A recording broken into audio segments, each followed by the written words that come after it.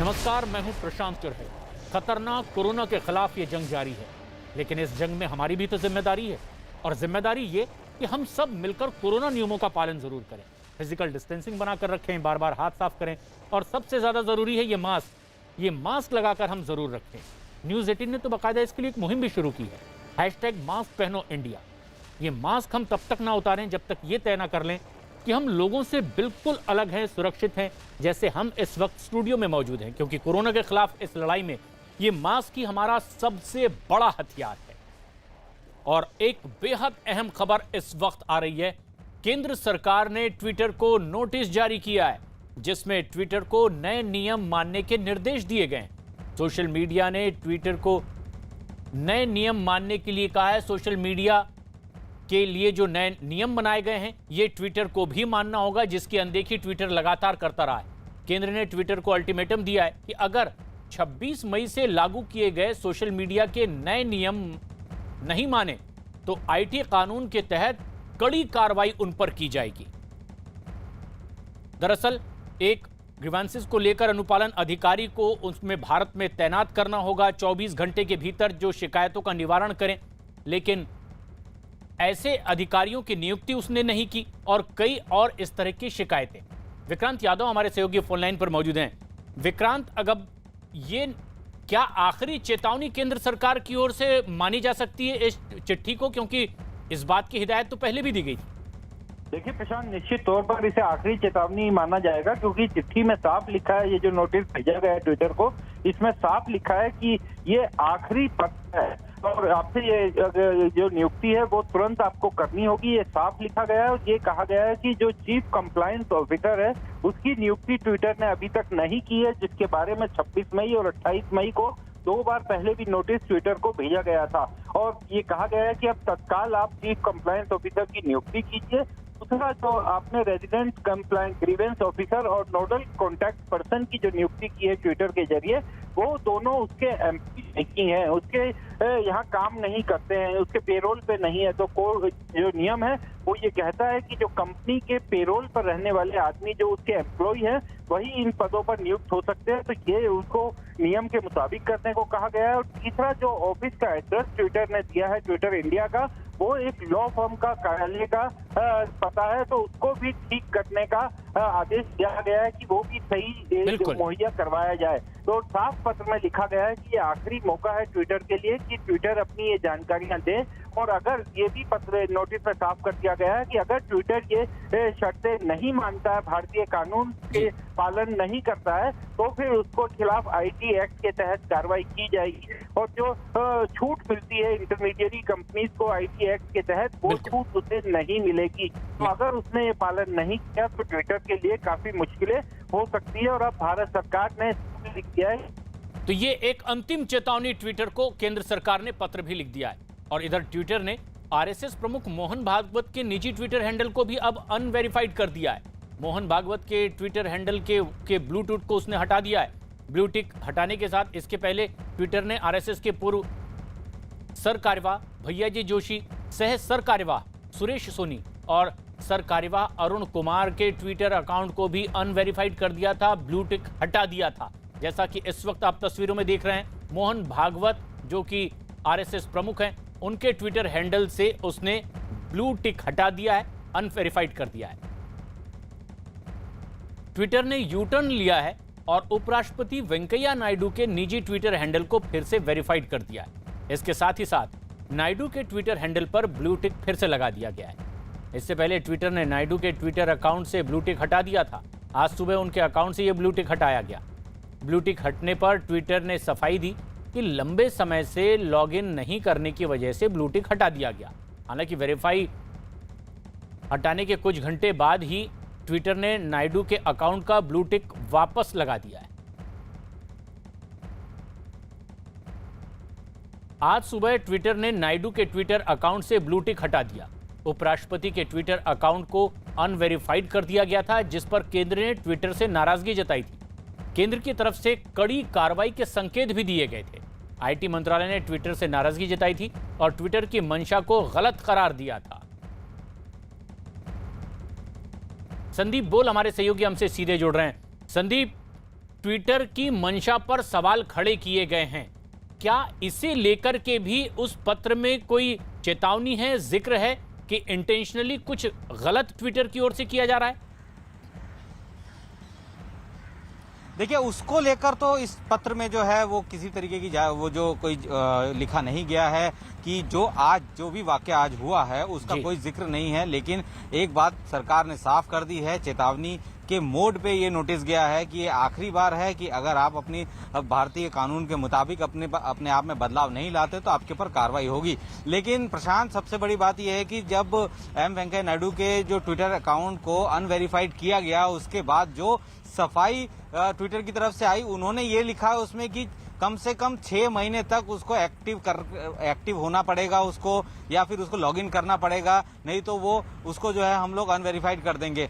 भैयाजी जोशी, मोहन भागवत, इन सब के अकाउंट मई 2019 को बनाए गए थे। वो उस वक्त ट्विटर पे आए थे, उसके बाद से उन्होंने एक भी ट्वीट नहीं किया। और अब सवाल ये उठता है कि जब उन्होंने ट्वीट नहीं किया तो ट्विटर ने उस वक्त ये कार्रवाई क्यों नहीं की जिस नियमों का हवाला देकर आज वो अपनी सफाई दे रहे हैं। तो ये बहुत बड़ा सवाल है ट्विटर के ऊपर कि आखिर वो इस तरीके के सवाल आखिर क्यों उठा रहा है, क्या उसका जस्टिफिकेशन सही है? वो तो चारों तरफ से जब दबाव पड़ना शुरू हुआ और मीडिया में जिस तरीके से ट्विटर की जो है उसके ऊपर जो है लगातार जो है सवाल उठाए जाने लगे और सरकार ने भी अपना एक रुख साफ कर दिया, तब ट्विटर की तरफ से ये किया गया कि उन्होंने जो उपराष्ट्रपति के जो पर्सनल हैंडल है उसको जो है वेरीफाइड किया। लेकिन सवाल यही है कि जो उनकी तरफ से रिप्लाई आया था उसमें तो सबसे नीचे वाले पैरा में यही लिखा था कि 6 महीने के अंदर आपको एक बार अपने ट्विटर अकाउंट में लॉगिन करना होगा। यानी कि अगर अभी ये नियम कानून का हवाला देकर बचने की कोशिश कर रहा है ट्विटर भारत में, लेकिन यही चीज उनके ऊपर लागू होती है कि जब अगर आरएसएस के जो जितने भी लोग हैं उनका ट्विटर अकाउंट को अनवेरिफाइड किया गया तो ये उसी वक्त क्यों नहीं किया गया जब 6 महीने तक उनके उसमें कोई एक्टिविटी नहीं थी। तो ये जो है डबल कह सकते हैं कि कैरेक्टर्स जो है इस वक्त ट्विटर जो है वो दिखा रहा है और ये जो है उसके लिए खासा और नियमों की अनदेखी का आरोप ट्विटर पर लगातार लग रहा है। लेकिन अब जबकि केंद्र ने पत्र भी लिख दिया है कि आपको तत्काल वो नियम मानने होंगे वरना सख्त कार्रवाई आप पर हो सकती है आईटी एक्ट के तहत, किस तरह की कार्रवाई की आशंका है जिसमें क्या क्या ट्विटर को अब फेस करना पड़ सकता है?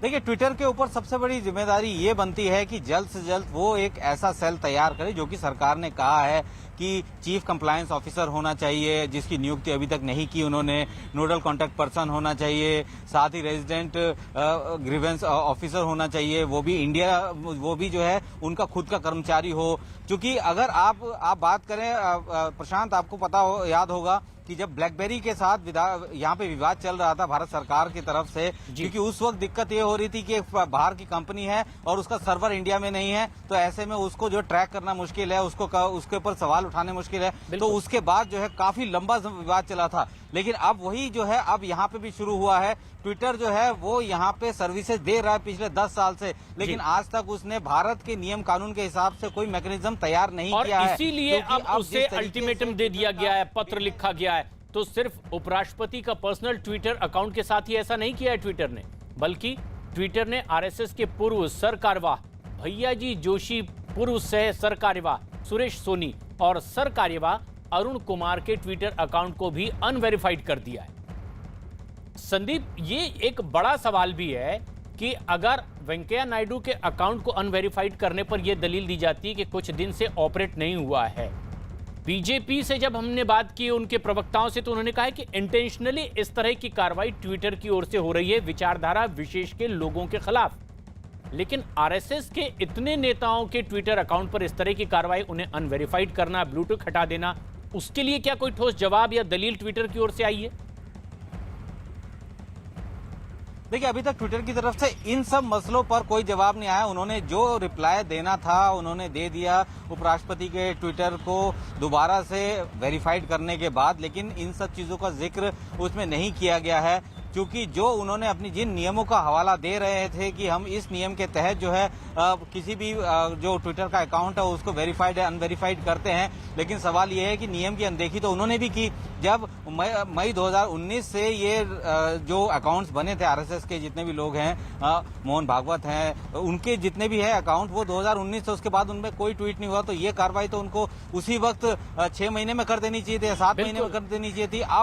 अब जाके उस कार्रवाई को अंजाम दे रहे हैं, तो ये तो सवाल खड़े करेगा इस प्रशांत के आखिर इसके पीछे की वजह क्या है। और सिर्फ क्या इन्हीं लोगों के ट्विटर, और सबसे बड़ी बात यह है कि जब ट्विटर किसी को ब्लू टिक देता है या फिर वेरीफाइड करता है, तो उसके पीछे उसकी भी एक क्राइटेरिया होता है। एक पद को देखकर ही जो है वो दिया जाता है, या जिसके फॉलोअर्स बहुत ज्यादा हैं उसको दिया जाता है। तो जब आपने एक पद को देखकर आपने उनको जो है वेरीफाइड का साइन दिया है, टिक दिया है ट्विटर पे, तो आपको उसी चीज को कंटिन्यू रखना भी था। संदीप, बड़े सवाल ये भी खड़े होते हैं कि क्या खुद ट्विटर ने ही क्लियर नहीं किया है कि उसकी क्या टर्म्स कंडीशन है इस वेरिफिकेशन और ब्लू टिक देने को लेकर के। लेकिन ट्विटर ने नायडू के निजी ट्विटर हैंडल से ब्लू टिक हटाने के मामले में सफाई दी। ट्विटर की तरफ से कहा गया कि वेंकैया नायडू के अकाउंट से जुलाई 2020 के बाद से कोई पोस्ट नहीं की गई है। ट्विटर ने कहा है कि उनकी पॉलिसी के तहत वो ऐसे किसी अकाउंट से ब्लू टिक हटा सकता है जिससे लंबे समय से कोई पोस्ट नहीं की गई होगी, और इस दलील के साथ ही उसने ये ब्लू टिक हटा दिया था। संदीप, लेकिन अगर ये दलील दी जाती है कि उसने ये नियम बनाकर रखे हैं अपने सोशल मीडिया प्लेटफॉर्म के लिए, तो फिर एक बार ब्लू टिक करने की वजह क्या बताई जा रही है? देखिए, ये तो दबाव था लगातार, जिस तरीके से किरकिरी हो रही थी, खास तौर पे कि वेंकैया नायडू कोई एक आम पॉलिटिशियन नहीं है, वो उपराष्ट्रपति हैं देश के। और ऐसे में अगर उनके पर्सनल अकाउंट के साथ, जिनमें जो है 13 लाख उनके फॉलोअर्स हैं और 11 लोगों को वो खुद फॉलो करते हैं, और पिछले 11 महीने से जो है उसमें कोई भी पोस्ट नहीं हुआ, लेकिन उनका जो वाइस प्रेसिडेंट का ऑफिस का जो ट्विटर हैंडल है उसमें लगातार पोस्ट हो रहे हैं। तो ऐसे में अगर इस तरीके की चीजें अगर वो लोग कर रहे हैं, तो इसके पीछे की वजह तो सिर्फ और सिर्फ ट्विटर बता सकता है। लेकिन अगर ट्विटर की ये कार्रवाई ये दिखाती है कि जब उससे शिकायत की गई है तो दबाव में वो इस तरह से कार्रवाई करने लगा कि फिर उसने ब्लू टिक और वेरीफाइड कर दिया है, तो सवाल ये भी खड़े होते हैं कि क्या वो कहीं और दबाव में भी लगातार काम करता रहा है, क्योंकि उसकी पूरी कार्रवाई पर ऐसे में शंका होगी, और यही बीजेपी के नेता इस वक्त कह भी रहे हैं। उधर विवाद वैक्सीन को लेकर भी है। मुफ्त वैक्सीन की बर्बादी और कालाबाजारी के मुद्दे पर केंद्र सरकार और बीजेपी ने कांग्रेस के सत्ता वाले राजस्थान और पंजाब सरकार को निशाने पर लिया है। राजस्थान सरकार ने फंड न होने की दलील देते हुए केंद्र से मुफ्त वैक्सीन की मांग की, जिस पर बीजेपी ने जयपुर में 300 करोड़ से भी ज्यादा के फंड के विधायकों के लिए बन रहे लग्जरी फ्लैट के प्रोजेक्ट पर सवाल खड़े कर दिए। तो वहीं दूसरी ओर बीजेपी ने पंजाब सरकार पर वैक्सीन की कालाबाजारी के आरोप लगाते हुए भी बड़ा हमला बोला है, और इसके बाद बैकफुट पर आते हुए पंजाब सरकार को केंद्र से सस्ते दामों पर मिली वैक्सीन को निजी अस्पतालों को महंगे दाम पर बेचने का अपना फैसला वापस लेना पड़ा। लेकिन पंजाब ही नहीं, राजस्थान में भी वैक्सीन पर सियासी जंग लगातार जारी है। राजस्थान सरकार ने केंद्र से 18 से 44 साल के लोगों के लिए मुफ्त वैक्सीन देने की मांग की है, और इसके लिए राज्य के सभी जिला मुख्यालयों पर कांग्रेस विधायकों ने राष्ट्रपति के नाम ज्ञापन सौंपा है। लेकिन बीजेपी ने इसे नौटंकी करार दिया है और गहलोत सरकार पर जमकर हमला बोला है। बीजेपी ने आरोप लगाया कि राज्य सरकार अपनी नाकामी छिपाने के लिए ही ज्ञापन देने का नाटक कर रही है। बीजेपी नेता सतीश पूनिया ने कहा कि एक तरफ तो राजस्थान सरकार वैक्सीन के लिए फंड न होने का रोना भी रो रही है, तो वहीं दूसरी तरफ विधायकों के लिए बनाए जा रहे हैं आवास पर करोड़ों रुपए खर्च किए जा रहे हैं। बीजेपी के आरोपों पर कांग्रेस ने भी सफाई दी, और राजस्थान के शिक्षा मंत्री गोविंद सिंह डोटासरा ने कहा विधायकों के लिए बनाए जा रहे इस आवास से वैक्सीनेशन कार्यक्रम पर कोई असर नहीं पड़ेगा। राजस्थान सरकार एक तरफ वैक्सीन को लेकर फंड की कमी की बात कर रही है, लेकिन दूसरी तरफ राजस्थान सरकार में विधायकों के लिए आवास बनाए जा रहे हैं। ये राजस्थान विधानसभा की तस्वीर है, और राजस्थान विधानसभा के ठीक सामने विधायकों के लिए आवास बनाए जा रही है। यहाँ पहले पुराने बंगलो थे, 54 थे, उनको तोड़ा गया, डिसमेंटल किया गया। उसके बाद में अब यहाँ विधायकों के लिए 160 फ्लैट बनाए जा रहे हैं। ये 4 बेडरूम फ्लैट्स हैं विधायकों के लिए, जिसमें आप देख सकते हैं कि 4 बेडरूम फ्लैट्स हैं। अभी कंस्ट्रक्शन का काम चल रहा है इस वक्त इस वक्त तो शुरुआत हुई है कंस्ट्रक्शन की। तकरीबन 336 करोड़ की लागत आएगी पूरे इस निर्माण पे। यहाँ पर सभी सुविधाएं यहाँ पर लगभग उसमें दी जाएगी और ठीक विधानसभा के सामने काफ़ी लग्जरी फ्लैट्स होंगे जिनके लिए राजस्थान आवासन मंडल इस वक्त इन फ्लैट्स को बना रहा है। हालांकि कोरोना के चलते बाकी काम बंद है, लेकिन क्योंकि विधायकों से जुड़ा हुआ मसला है, उनके लिए आवास बनाने, इसलिए कंस्ट्रक्शन पूरी तरीके से चालू है यहाँ पर और आवास बनाए जा रहे हैं। तो जाहिर तौर पर सरकार पर और ख़ास तौर पर कांग्रेस जब ये सवाल उठाती आ रही है सेंट्रल विस्टा प्रोजेक्ट को लेकर, तो सवाल राजस्थान सरकार पर भी है। कैमरा मनीष के साथ भवानी सिंह, जयपुर, न्यूज़ 18 इंडिया। लक्ष्मीकांत जी, आप बताएं कि कल प्रदर्शन किया था कांग्रेस ने, कहा कि मुफ्त वैक्सीन उनको देनी चाहिए केंद्र सरकार को और बजट नहीं है। देखिए, यही तो डबल स्टैंडर्ड है। कोरोना की वैक्सीन हमारे युवाओं को देने के लिए इनके पास पैसे नहीं है और अपने लग्जरी फ्लैट्स बनाने के लिए इन्होंने 300 करोड़ रुपए खर्च कर दिए। और ना केवल ये फ्लैट के लिए पैसे खर्च किए बल्कि 140 करोड़ रुपए के प्रोजेक्ट की नींव रखी है जोधपुर में परसों मुख्यमंत्री जी ने। जो हमारे युवा हैं उनको देने के लिए वैक्सीन के पैसे नहीं है इनके पास, और जो अपने लग्जरी फ्लैट बनाने के लिए इनके पास पैसे हैं ये सब। और देखिए, थोड़ी देर पहले इन्होंने सेंट्रल विस्टा पे किस तरह का इन्होंने प्रोपेगेंडा खड़ा किया था, सेंट्रल विस्टा को लेकर किस तरह बदनाम करने की कोशिश की थी। कोविड के खिलाफ जो लड़ाई चल रही थी सेंट्रल गवर्नमेंट की, उसको सेंट्रल विस्टा के नाम पर बदनाम करने की कोशिश इन्होंने की थी। लेकिन आज इनका डबल स्टैंडर्ड सामने आ रहा है कि अपने लग्जरी फ्लैट बनाने के लिए शहर के सबसे पोश एरिया में जहाँ अरबों रुपए की जमीन है उसके ऊपर ये पोश एरिया में अपना लग्जरी फ्लैट बना रहे हैं। राजस्थान में जिस तरीके से कल जेडीए ने शिलान्यास किया आवासों का, और उसको यदि वैक्सीन के खरीदने में लगाते तो ये कोई भी कह सकता है कि उनको उस पैसे को उसमें लगाना चाहिए। लेकिन वैक्सीन के मामले में भी जो 600 करोड़ रुपए विधायकों के लिए, उसका तो जवाब दें। कम से कम उनके क्षेत्रों में तो वैक्सीनेशन कराएं खरीद के। ये कब का चालू किया हुआ है? वसुंधरा जी का प्लान है ये। कांग्रेस इसको इम्प्लीमेंट कर रही है। पहले ये प्लान बीजेपी के शासन में ही बना था, आपकी जानकारी नहीं होता आप पता लगा लेना। एमएलएज को जब जीर्ण शीर्ण आवास हो गए तो क्या राज्य सरकार की ड्यूटी नहीं है कि विधायक को रहने के लिए जगह दी जाए? फिर भी हम पैसे या बजट के आधार के ऊपर किसी को भी वैक्सीनेशन नहीं लगे ऐसा नहीं होने देंगे। संदीप बोल हमारे सहयोगी हमसे सीधे जुड़ रहे हैं और साथ ही चंडीगढ़ में मौजूद हैं रोहित बंसल भी।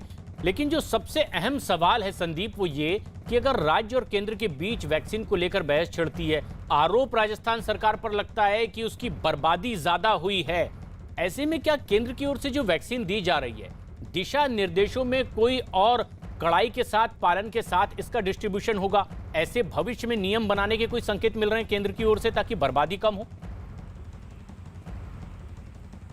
देखिए प्रशांत, जिस तरीके से ये कोरोना फैल रहा है और फैला है पिछले 2 साल में, और उसके बाद जो वैक्सीनेशन ड्राइव है, तो जाहिर सी बात है कि बहुत सारी ऐसी चीजें हो रही हैं जो कि पहली बार हो रही हैं। और ऐसे में बहुत सारे नियम कानून जो है वो गलती से सीखने के बाद ही बनाए जाते हैं। तो ऐसे में अब जितनी भी ड्रॉबैक्स नजर आ रहे हैं, चाहे वो वैक्सीन की बर्बादी हो या फिर वैक्सीन का नहीं मिलना हो या फ्री में लेके ज्यादा कीमत में बेच देना हो, तो जाहिर सी बात है कि अब धीरे धीरे इसके भी मैकेनिज्म केंद्र सरकार की तरफ से बनाए जाएंगे। क्योंकि इस वक्त प्राथमिकता ये है कि हर किसी को वैक्सीन दी जा सके।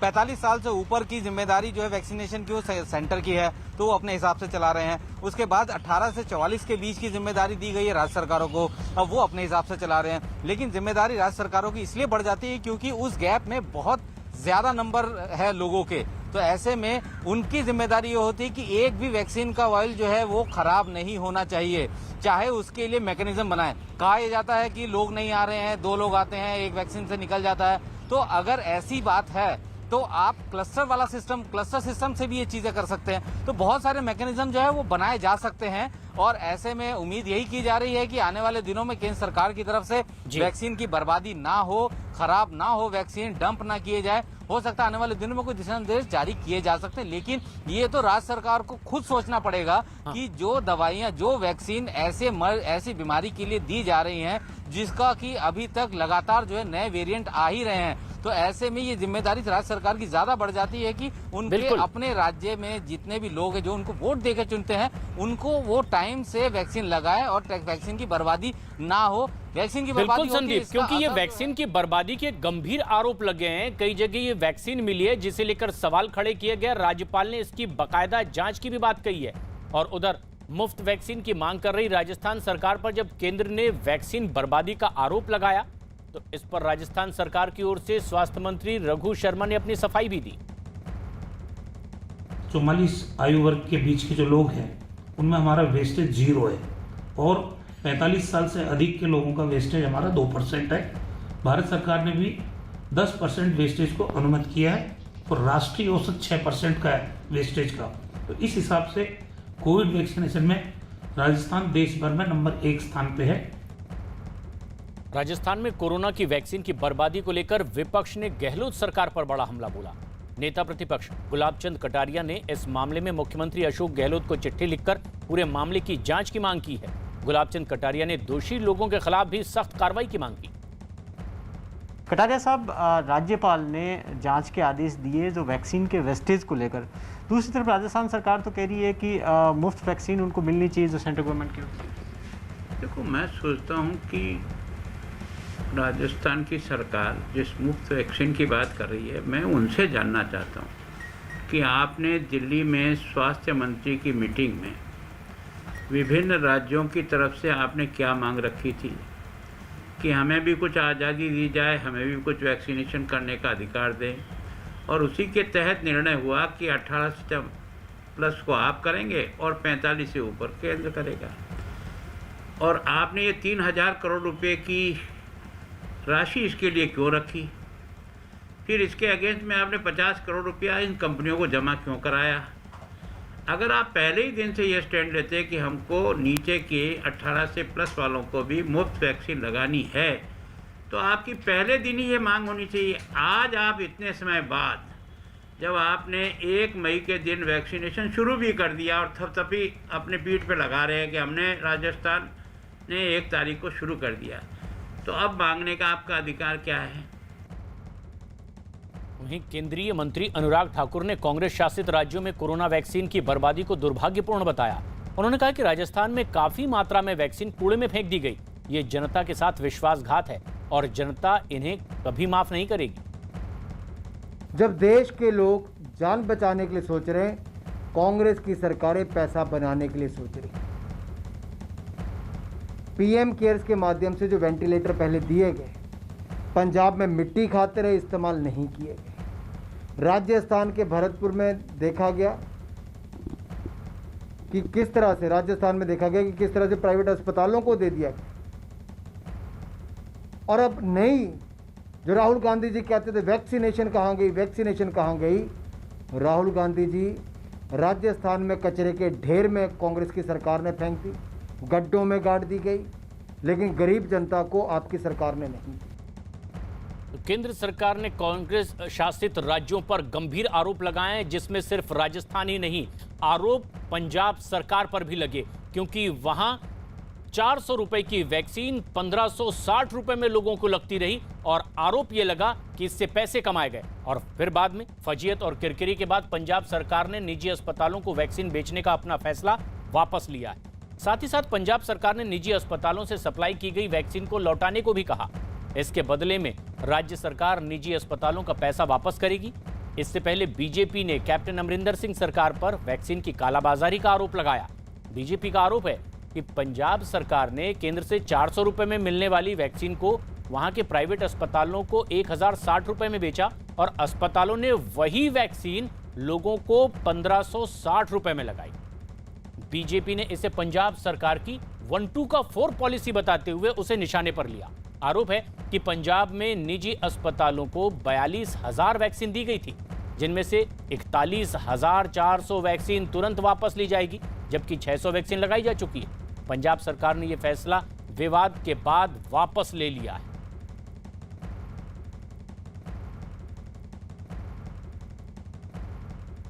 प्राइवेट हॉस्पिटल को फैसला किया अपन डोजिंग देने का, वैक्सीन देने का, वो हमारे सीएम साहब के सामने मैंने रखा कि ऐसे ऐसे करके जो बात हो रही है, तो उन्होंने इमीडिएटली इसके ऊपर इसका संज्ञान लेते हुए बोला कि इस चीज़ को करो और जो फैसला आपने लिया है उसको वापस लो। बेकायदा जो डोज जिनको सप्लाई की यदि वैक्सीन दी गई है वो सारी उसे वापस लेकर अपने स्टोर में लाओ। और जो हमारा बजट सेशन था उसमें सबसे पहले उन्होंने बोला सबको ये वैक्सीन फ्री लगाई जाएगी, तो फ्री लगाने का हमारा जो फैसला वो अटल है। रोहित बंसल हमारे सहयोगी चंडीगढ़ से हमसे सीधे जुड़ रहे हैं। रोहित, अब जो सबसे अहम बात है वो ये कि अमरिंदर सरकार ने निजी अस्पतालों को वैक्सीन बेचने का फैसला तो वापस ले लिया। अगर वो वापस ले रही है तो प्रदेश को, देश को, समाज को ये तो पता चल गया कि इन्होंने गलत फैसला लिया था। अगर फैसला गलत हुआ था तो कार्रवाई किस पर होगी, जिम्मेदार कौन? जी बिल्कुल, अगर बात करें पंजाब की तो पंजाब सरकार एक तरीके से वैक्सीन को ब्लैक में बेच रही थी। जो वैक्सीन 400 रुपये में पंजाब सरकार को मिल रही थी वही वैक्सीन पंजाब सरकार प्राइवेट हॉस्पिटल को 1060 रुपये में दे रही थी। और अब फैसला जरूर वापस ले लिया, ये भी कहा गया कि वैक्सीन वापस ली जाएगी और पैसे वापस कर दिए जाएंगे, पर अभी तक किसी पर भी कोई कार्रवाई नहीं की है। और इसको लेकर लगातार विपक्षी दल सवाल उठा रहे हैं। 7 तारीख की अगर बात करी जाए तो 7 तारीख को जो श्रोमणी अकाली दल के अध्यक्ष हैं और श्रोमणी अकाली दल के सांसद भी हैं सुखबीर सिंह बादल, उन्होंने ऐलान कर दिया है कि 7 तारीख को वो हेल्थ मिनिस्टर बलबीर सिंह सिद्धू के घर के बाहर प्रदर्शन करने जा रहे हैं। 2 घंटे के लिए धरना दिया जाएगा और सीधा सीधा जो इस्तीफा है वो हेल्थ मिनिस्टर बलबीर सिंह सिद्धू का मांगा गया। और इसी बात को लेकर सीबीआई की इंक्वायरी भी उन्होंने मांग की है कि इसमें पता चले कि एक जो बड़ा घोटाला होने जा रहा था इसके लिए जिम्मेवार कौन है, कौन से अधिकारी जिम्मेवार हैं या कौन से मंत्री का इसमें हाथ है। तो पंजाब की सियासत में बात यहीं तक नहीं रुकी। जब ये फैसला लिया गया कि जब वैक्सीन है वो प्राइवेट हॉस्पिटल को दी जाए तो उस समय जो चीफ सेक्रेटरी हैं उनके द्वारा एक ट्वीट भी किया जाता है कि जो वैक्सीन है ये प्राइवेट हॉस्पिटल में इस रेट पर उपलब्ध है। एक तरीके से पंजाब सरकार प्राइवेट हॉस्पिटल की पीआर बांध के सामने आ रही है। एक तरीके से पंजाब सरकार प्राइवेट हॉस्पिटल की पीआर का काम कर रही है कि अगर आपने वैक्सीन लगवाना है तो आप सरकारी अस्पताल नहीं, आप प्राइवेट अस्पताल में जा सकते हो और इसके लिए इतने पैसे चार्ज किए जा रहे हैं। जो ऐड प्राइवेट हॉस्पिटल को करनी है वो पंजाब सरकार के चीफ सेक्रेटरी कर रहे हैं। तो सीधे सीधे सवाल जहां मंत्रियों पर है वहीं पंजाब सरकार के अधिकारियों पर भी सवाल है और ये जवाब अब अमरिंदर सिंह को भी देना पड़ेगा। लेकिन ऐसे में जबकि उन्होंने ये फैसला वापस लिया है तो अकाली दल अब प्रोटेस्ट कर रही है, हेल्थ मिनिस्टर का इस्तीफा मांग रही है। तो वहीं केंद्रीय मंत्री अनुराग ठाकुर ने आरोप लगाया कि आपदा में भी कांग्रेस अवसर खोना नहीं चाहती। उन्होंने वैक्सीन की कालाबाजारी को शर्मनाक बताते हुए इस पूरे मामले में सोनिया गांधी और राहुल गांधी से जवाब मांगा है। पंजाब सरकार ने सोच समझकर ये पहला 80,000 पीस का जो ऑर्डर निकाला तो उसमें कम से कम 2,64,00,000 रुपया कमाया, मुनाफा कमाया। और समझिए अगर ये 8 करोड़ वैक्सीन ले जाते तो कितने करोड़ का घोटाला होता।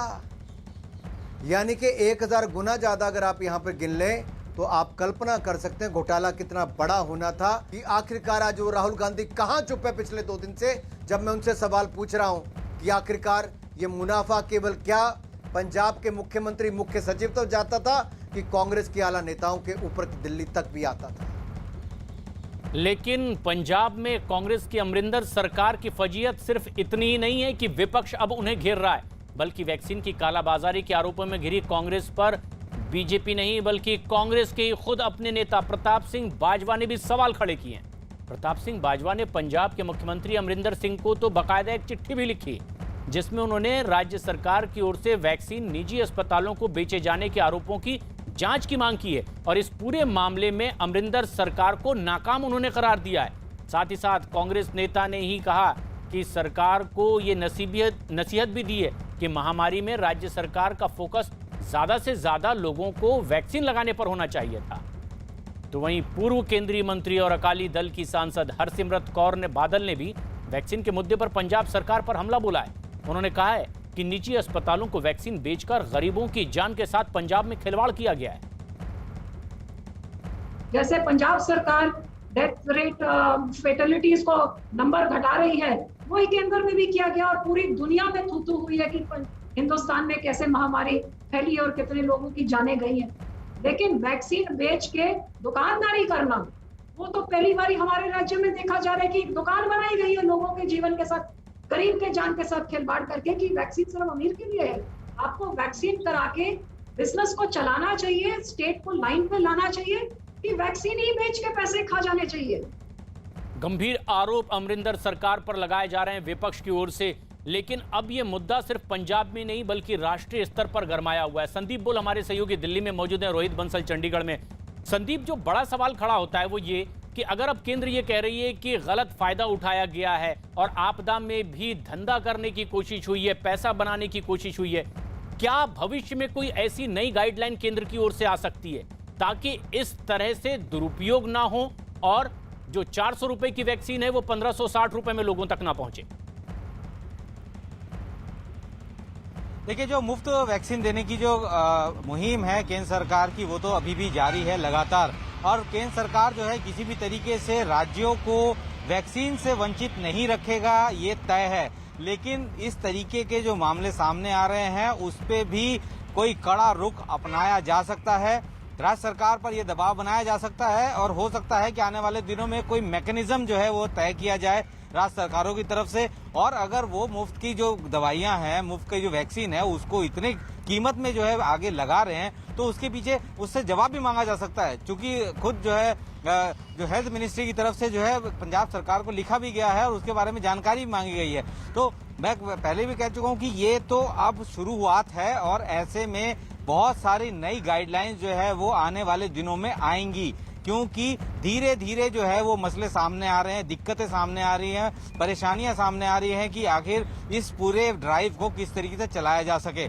क्योंकि एक तरफ वैक्सीन खराब हो रही है तो दूसरी तरफ वैक्सीन के दाम बढ़ाए जा रहे हैं। आखिर ये क्यों किया गया? आखिर जो वैक्सीन 400 रुपए की है, मुफ्त में आपको मिल रही है, वो आप सीधा 1000 रुपए के आगे दे रहे हैं। और ये आरोप नहीं है प्रशांत, आप देखिए, अगर ये सिर्फ आरोप होते ना तो ये फैसला जो है वापिस नहीं लिया जाता। जाहिर सी बात है कि इसमें सच्चाई है, इसी वजह से जो है पूरी तरीके से पंजाब सरकार इस वक्त घिरी हुई है और मजबूरन संदीप, बाकायदा पंजाब सरकार ने अपनी गलती मानी है। स्वास्थ्य मंत्री ने ये कहा है प्रेस कॉन्फ्रेंस में कि गलत फैसला हुआ था इसलिए वापस लिया जा रहा है। लेकिन बात यही कैसे रुक सकती है कि फैसला गलत हुआ है, इसे वापस ले लिया गया, आखिर खामियाजा जनता क्यों भुगते?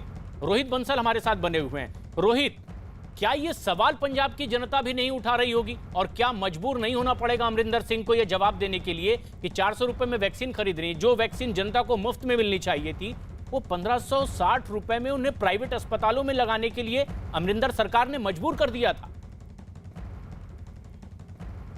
जी बिल्कुल, अगर बात करें वैक्सीन के रेट की तो पंजाब में वैक्सीन मुफ्त लगाई जा रही है, पर जो वैक्सीन प्राइवेट हॉस्पिटल को बेची गई थी वो वैक्सीन 1500 से लेकर 2000 तक का रेट है जो चल रहा है। और पंजाब की जनता भी सवाल जरूर पूछेगी कि आपने जो वैक्सीन है वो प्राइवेट हॉस्पिटल को क्यों दी?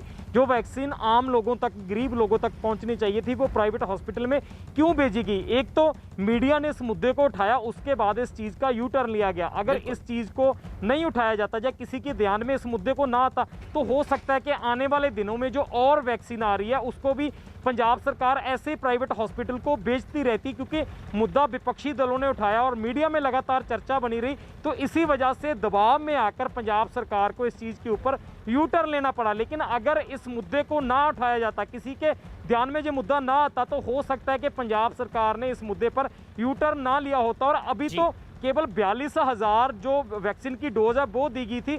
हो सकता है आने वाले दिनों में इससे दुगनी तिगनी या इससे भी ज़्यादा मात्रा में जो वैक्सीन है वो प्राइवेट हॉस्पिटल को बेची जा सकती थी, जिससे सीधा सीधा जो नुकसान था वो पंजाब के आम लोगों का होने वाला था। पर समय रहते इस मुद्दे को मीडिया के द्वारा उठाया गया, जिसके बाद इस मुद्दे को रोक लिया गया और जो यू टर्न है पंजाब सरकार ने जरूर लिया, पर एक बड़ा नुकसान होने से हम अभी भी कह सकते हैं कि पंजाब का जिम्मेदारी ये कि अगर फैसला गलत हुआ तो वो किसने लिया और उस पर क्या कार्रवाई। कोरोना से ही जुड़ी एक और बेहद अहम खबर, उत्तर प्रदेश में कोरोना के मामले लगातार कम होते चले जा रहे हैं। उत्तर प्रदेश में पिछले 24 घंटे में केवल 1000 कोरोना के मामले सामने आए हैं। इसके अलावा उत्तर प्रदेश में कोरोना के एक्टिव मामले कुल 20,000 से भी कम हो गए हैं। इसकी बाकायदा जानकारी मुख्यमंत्री योगी आदित्यनाथ ने दी। मई यानी 15 मई के 25 अप्रैल से 15 मई के बीच में 1 लाख पॉजिटिव केस प्रतिदिन आएंगे।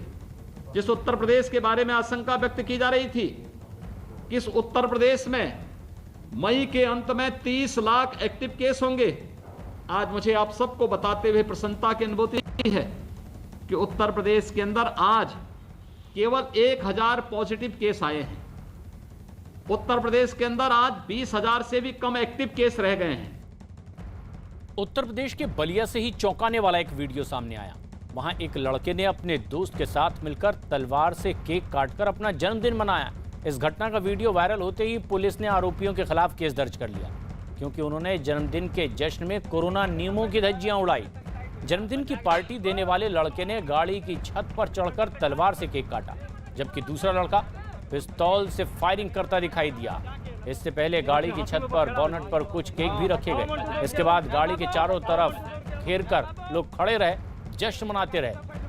खबर है कि इस मामले में पुलिस ने एक आरोपी को गिरफ्तार भी कर लिया है और तस्वीरों में यह भी देखा गया कि किसी ने भी मास्क नहीं पहना था, यानी कोरोना नियमों का सरासर उल्लंघन हुआ। अभी फिलहाल 3 लोगों पर मुकदमा दर्ज किया गया है और पता किया जा रहा है। हो सकता है कुछ लोग और हो जो वीडियो में ना आए हो, तो जो भी इसमें संलिप्त है सबके खिलाफ इसमें कानूनी कार्रवाई की जाए। अभी असला बरामद नहीं हो सका है और बरामद होगा तो जानकारी होगी। प्रथम दृष्टया तो अवैध असला होती है। कई और जगह भी इसी तरह की लापरवाही। दिल्ली के नजदीकी यूपी के गाजियाबाद में भी पाबंदी के बावजूद 100 से ज्यादा लोग एक स्विमिंग पूल में नहाते नजर आए। कोरोना नियमों की धज्जियां उड़ाते इन लोगों की खबर जब प्रशासन को हुई तो पुलिस की टीम भी वहां पहुंची, छापा मारा गया और इसके बाद वहां भगदड़ मच गई। पुलिस ने इस मामले में स्विमिंग पूल को सील कर दिया और उसे चलाने वाले एक आदमी को हिरासत में लिया गया है। इसके साथ ही वहां मौजूद लोगों पर भी कार्रवाई का भरोसा पुलिस ने दिया है।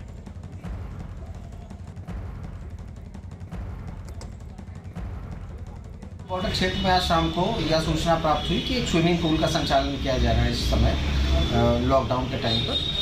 तत्काल पुलिस टीम रवाना की गई और संचालक है तो पकड़ लिया गया है। समुचित धाराओं में अभियोग पंजीकृत कर इनके विरुद्ध कार्रवाई की जा रही है। वहीं मध्य प्रदेश के रतलाम से भी एक चौंकाने वाली तस्वीर सामने आई, जहां कोरोना संकट के बीच एक शहर में भीड़ के साथ धार्मिक यात्रा निकाली गई। ये तस्वीरें सामने आने के बाद प्रशासन ने वहां के पटवारी और सचिव को सस्पेंड कर दिया, ताकि कोरोना संकट में इस तरह के आयोजन करवाने वाले सावधान हो जाएं। रतलाम के बारबोदना गांव से जो तस्वीरें सामने आई, उसमें सैकड़ों महिलाएं कलश यात्रा में शामिल दिखाई दी। इतना ही नहीं, इस यात्रा में अगुवाई कर रहे एक बड़े से रथ से भी, जिसके आसपास अच्छी खासी भीड़ नजर आई इस रथ की। और इस घटना के बाद प्रशासन तुरंत हरकत में आया और उसने बारबोदना गांव की सीमाओं को सील कर दिया। साथ ही इस कार्यक्रम के 10 से भी ज्यादा आयोजकों पर केस दर्ज कर लिया गया है।